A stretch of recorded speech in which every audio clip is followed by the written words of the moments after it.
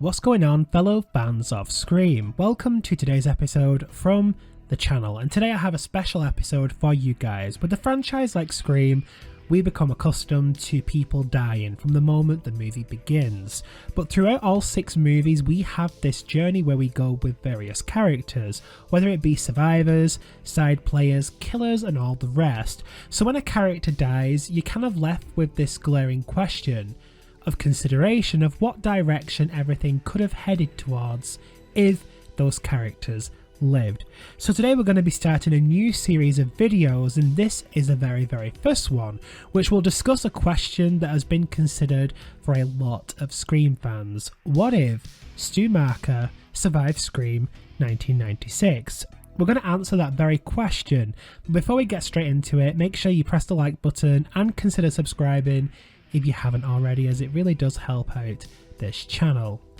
So let's assess what happened in Stu's final moments. He was present alongside Billy in the final act of Scream 1996 as they basically told Sidney their entire plan before they intended on murdering her and framing her dad, Neil Prescott, for the death and all the events of 1996. This didn't go to plan though, due to Gale Weathers surprising the two killers by revealing that she'd survived her van crash and was aware of all what they had confessed to. The distraction led to Sidney disappearing, calling the police, and eventually fighting off both Billy and Stu, with Stu's death being met as a TV was thrown on his head. But imagine if, in fact, it went like this.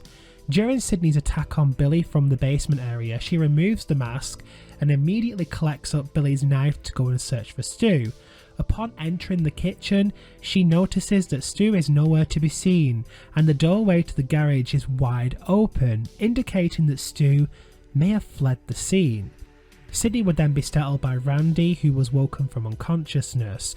Then, the final confrontation with Billy would have set in, with Gale saving Sidney's life as in the movie. Sidney, however, following this, would be aware that Stu got away. She'd likely inspect the house and acknowledge the fact that Stu was nowhere to be seen. The police would arrive and Sidney would inform them of what transpired in the house.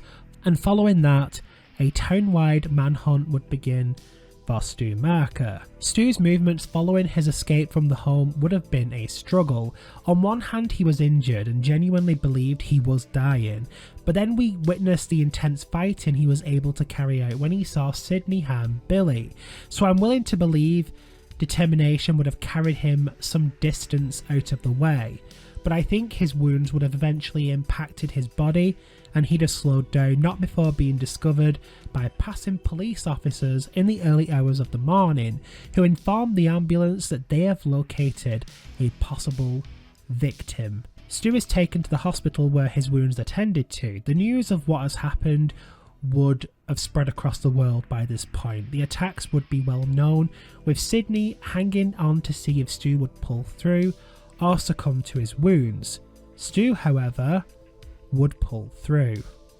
Stu's survival would have created a problem for Sidney. Throughout most of her attacks with Ghostface killers over the years, she'd never had a surviving killer around to protest what she was claiming. This is where I believe this story could have taken a really turbulent turn for the survivors of 1996. Stu being alive would lead to interrogation, and considering his faithfulness to Billy, it's my belief that Stu would have continued to try and hurt Sidney in any way possible as a way of honouring his friend's legacy. Remember, the news was now famous and Stu could have used that to his advantage, slandering Sidney's claims. And what would be the angle? The angle could be that Sidney and Gale concocted the whole killing spree with the hopes of generating material for a new book by Gale Weathers. Only both could account for the entire events of 1996 in Stu's house at that very moment, as Randy was out cold for most of it, and Neil Prescott's stance with his daughter could easily be explained away in a court of law. The situation would become messy, with Stu claiming that he and Billy were victims and he'd fled the scene after being attacked by Sidney. The claims would launch an investigation that likely would have hindered Sidney's fame in a positive light, and even Gale Weathers' book release.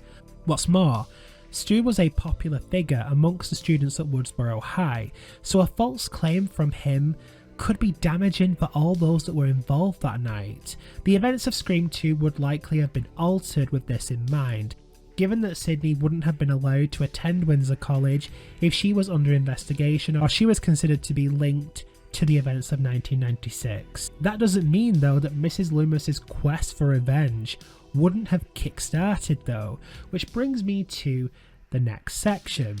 Mrs. Loomis would have attempted to recruit Stu to her cause. Given Stu's dedication to Billy, he would have agreed, but due to his connection to the previous case and depending on how the investigation went into that, Stu likely would have operated alongside Mrs. Loomis but somewhat hidden within plain sight as she recruited Mickey Altieri to carry out her murderous act of revenge all the same. I believe if there was a possible trial going ahead, it would have generated a media circus which could have replaced the stab frenzy that consumed horror fans at the time of 1998 when Scream 2 was set. The investigation into Stu's claims would have likely been left with a his word against hers kind of closing case, but I do believe that Stu likely still would have been found guilty for his part in the events of 1996.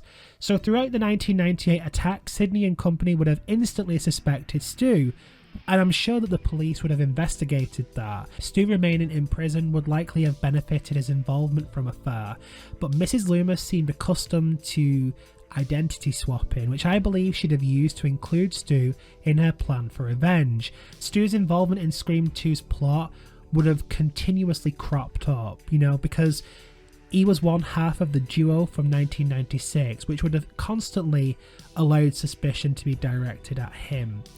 When it's revealed that Mrs. Loomis and Mickey are the killers of 1998, I believe Sydney would have been informed of Stu's involvement in the final act, just due to how much these killers like to talk, and I think Mrs. Loomis would have told her. And following their defeat, Stu would have likely have been moved to a more secure prison and denied access to any visitors, pushing his sanity to slip further and further down.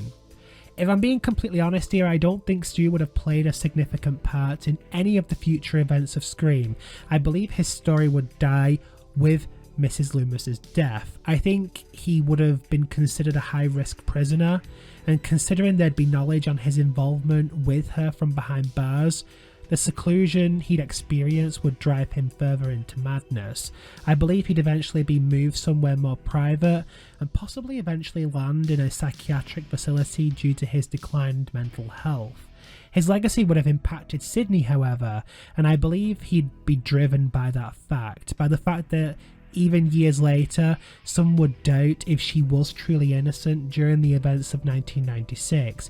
It would have added a similar trauma to what Sam Carpenter went through in Scream 6, but only with Sydney. It would have been ongoing, because whilst Stu was locked up, whilst he was still alive, and leaving her with little closure, she'd always believe one day that he may escape, and if he ever did, he would come for her, which could have set up a future movie. So that is what I believe would have happened if Stu survived Scream 1996, but we'll never know for sure. What do you think Stu's story would have headed into if he survived? Do you agree with my timeline events, or do you prefer what actually happened to him?